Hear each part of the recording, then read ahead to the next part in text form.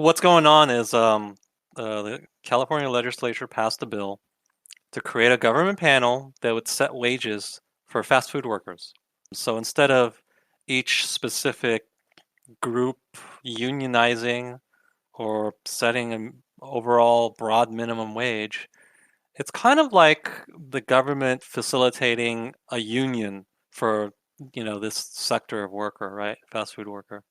It says that they could set hourly wages up to $22 with some ability to increase annually, according to CPI or something like that, which could be a lot these days. But first of all, it doesn't mean that it's going to be 22. Although Right. it's going to be higher, I would assume. Like, why do this thing and not set it higher? And minimum wage in California is already 15.50, so you have to assume it's going to be at least like 17, 18, something like that. I'm not. Did you I'm not. What? did you listen to, Sachs's commentary on this I on listen this? to the All-In. Yeah, Okay. I'm not going to copy everything they say, but yeah, most of what they say is correct. You know, I think Sachs pointed out some really interesting, or he made some interesting observations that I would never have thought of. he did, and I wouldn't have thought of it either.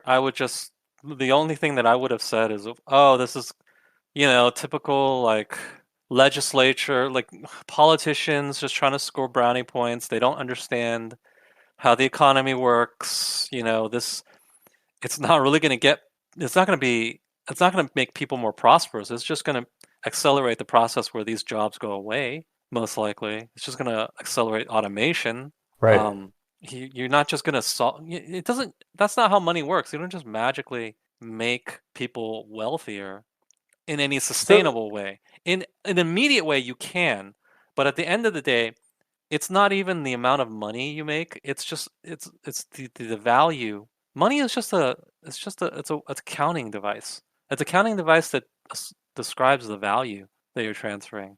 And if a fast food worker it has a certain value, it's at the end of the day, eventually, it's just going to be expressed. You can't artificially increase its value. You can't increase the position's value by just changing the numbers on their paycheck. That's not how it works.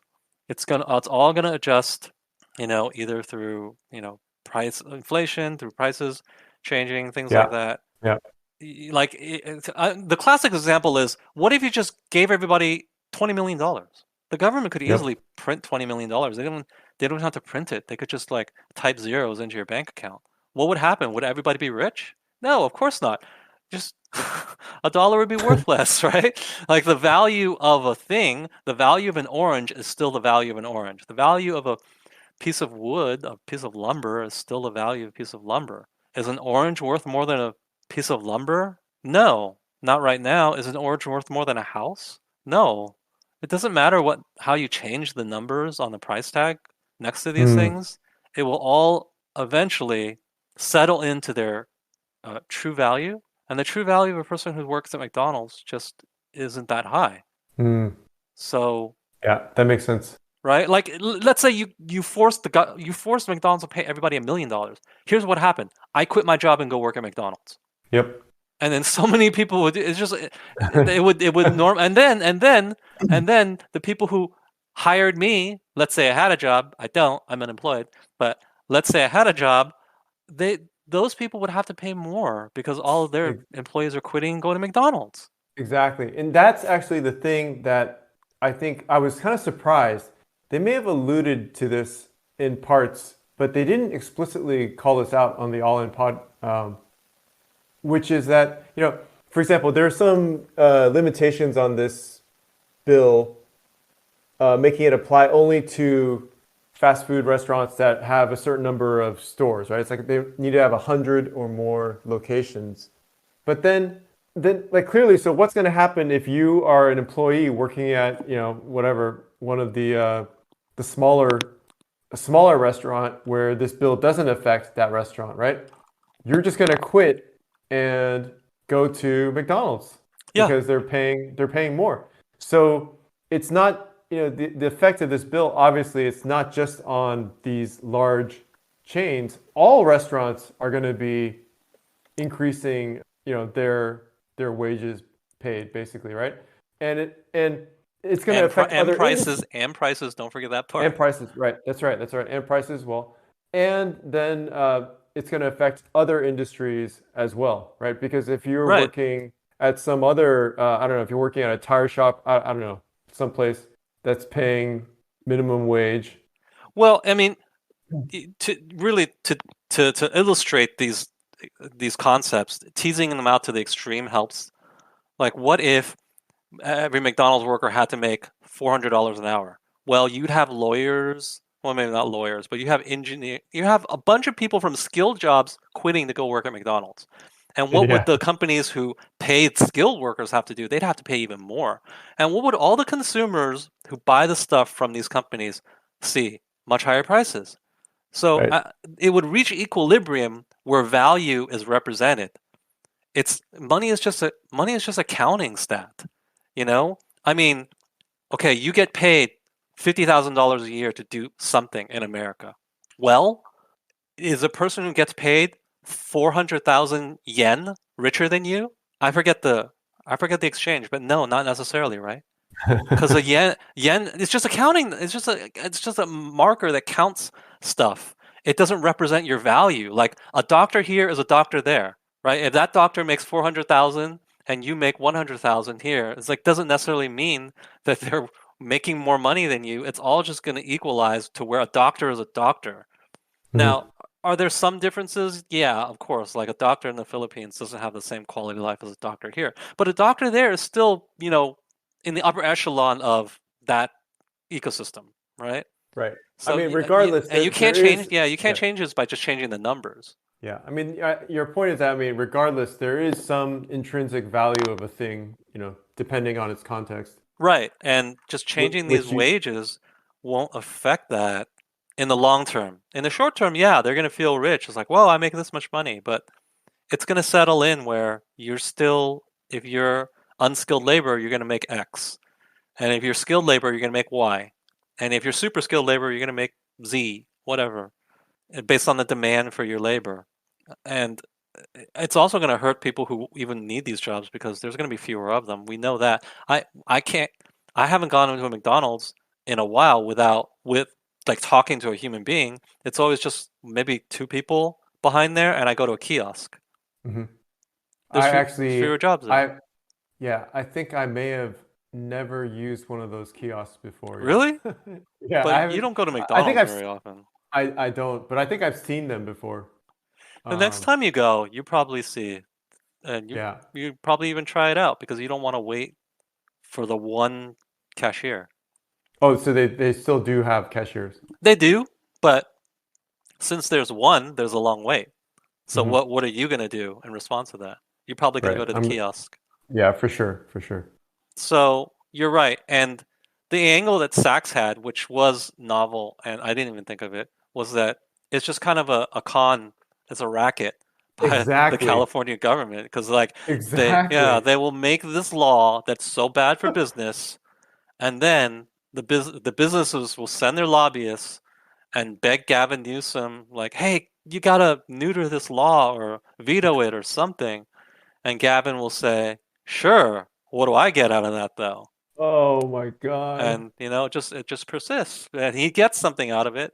That's and deep. and and here's the thing, the people who pass this law, so everybody, maybe not everybody knows, but California is a one-party state. It's Democrats that run this entire state. So it's not like the people in the legislature passed this law despite Gavin Newsom's protests.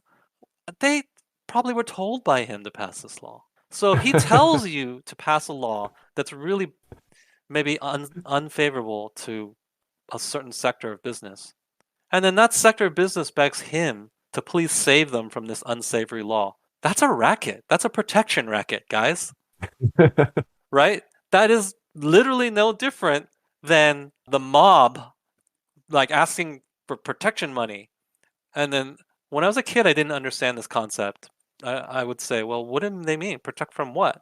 And I didn't understand that they meant, oh, protect from them. Right? If you didn't pay it, they would like burn your business down.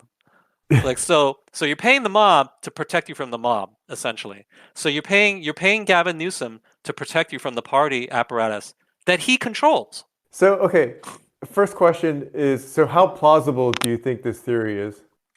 Well, very plausible. I mean, David Sachs is much richer and smarter than me, but so and he travels in circles that I don't.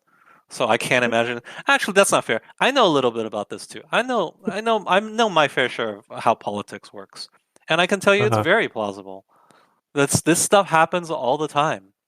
It's just how business is done. They don't expect this bill to go through with this language totally unscathed. It's going to get neutered at least a little bit, and certain companies will have to pay certain favors to neuter that bill. And if you think that they'll be offended and say, "Oh man, this is a protection racket. I refuse to pay." No, they won't, because you know what? Protection rackets are just going to be included in the cost of doing business. Just Right. like just like theft is just Yep. a line in your expense, right? Like if, I don't know if you ever worked retail. I don't think you have, but I have. And Hmm. what you call theft, companies just call shrink. Hmm. The product is shrunk. What does that mean? Some of it was stolen or it disappeared for whatever reason. We don't know, probably theft. But they just call it shrink. And it's just factored in into everything. Wages, prices, it's just factored in. Like, I don't know what is an acceptable amount, like 1 to 3%, something like that. I mean, well, in general, if you're in California, maybe like your acceptable shrink's more like 10%. But it's just a line. And I'm sure the companies have a line that says politician graft. We just got to pay it. And so they do. It's just a tax. They just look at it like a tax. Yeah, it's really this whole thing is it's pretty insane, but hey, let's just keep voting Democrat, right? Well, unfortunately, even though as much as I would like to say voting differently would change things, not necessarily. It would just involve a lot of different layers to this graft. It would still exist, even in hotly contested states. It exists, but I mean, it can't hurt. I mean, things are not going that well in this state currently. I certainly would advocate trying to switch things up. But his point of view was very interesting, and I didn't think of it at first. Why, the thing that was a little bit, I don't know, I found maybe disappointing is that he doesn't seem too concerned about it. Well, when you see it all the time, maybe you just get used to it. You get desensitized. Yeah, that could be it. It's just business as usual. I mean, David Sachs has run businesses, right? He's a businessman. He's a very rich businessman. Yeah. He has probably experiences up close and personal how this is just kind of Wink, a wink. cost of doing business. Hmm. You don't think of it like, oh man, it's so unfair. No, you just budget for it. All right, okay, let's end there.